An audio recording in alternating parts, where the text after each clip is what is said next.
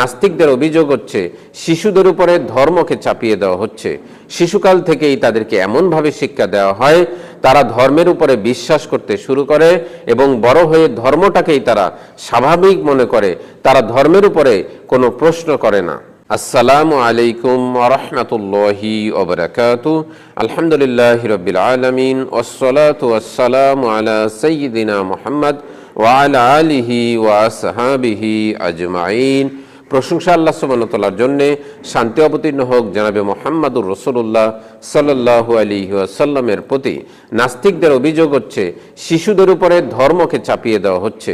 শিশুকাল থেকেই তাদেরকে এমনভাবে শিক্ষা দেওয়া হয় তারা ধর্মের উপরে বিশ্বাস করতে শুরু করে এবং বড় হয়ে ধর্মটাকেই তারা স্বাভাবিক মনে করে, তারা ধর্মের উপরে কোনো প্রশ্ন করে না। শিশুদেরকে ধর্মীয় শিক্ষা দেওয়া, নৈতিক শিক্ষা দেওয়া, এটা পিতামাতার একটি দায়িত্ব। আল্লাহ সুবহানাহু ওয়া তাআলা পিতামাতাকে দায়িত্ব সম্পর্কে জিজ্ঞাসা করবেন। নবী মুহাম্মদ সাল্লাল্লাহু আলাইহি ওয়াসাল্লাম বলেছেন, কুল্লুকুম রাঈন ওয়া কুল্লুকুম মাসউলান আর রাইয়াতিহি। তোমরা প্রত্যেকে দায়িত্বশীল, তোমাদের প্রত্যেককেই দায়িত্ব সম্পর্কে জিজ্ঞাসা করা হবে। সন্তানকে নৈতিকতা শিক্ষা দেওয়া, ভালো মানুষ হতে শিক্ষা দেওয়া, এটা হচ্ছে পিতামাতার উপরে দায়িত্ব। ইসলাম অন্ধভাবে বিশ্বাস নয়, ইসলাম বলে চিন্তা করে বিশ্বাস করো। আল্লাহ সুবহানাহু ওয়া তাআলা পবিত্র কোরআনুল কারীমের সূরাতুল বাকারার 2 নম্বর সূরার 44 নম্বর আয়াতে বলছেন, আফালা তাকিলুন, তবু কি তোমরা চিন্তা করো না? তোমাদেরকে চিন্তা করার কথা বলছে। ইসলাম বলছে অন্ধভাবে বিশ্বাস না করে তুমি চিন্তা করে বিশ্বাস করো। ইসলাম ধর্মটাকে কারো উপর চাপিয়ে দেওয়া হয় না।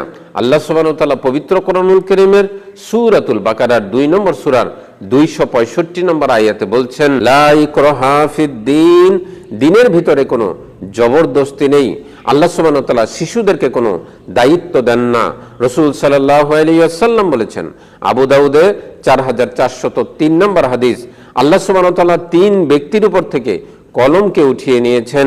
ঘুমন্ত ব্যক্তি যতক্ষণ না সে জেগে ওঠে, নাবালক ব্যক্তি যতক্ষণ পর্যন্ত না সে বালেগ হয়, পাগল ব্যক্তি যতক্ষণ পর্যন্ত না সে স্বাভাবিক হয়।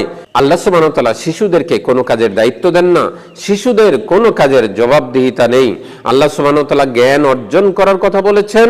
জ্ঞান অর্জন করা ব্যক্তি কখনো ভুল পথে যেতে পারে না।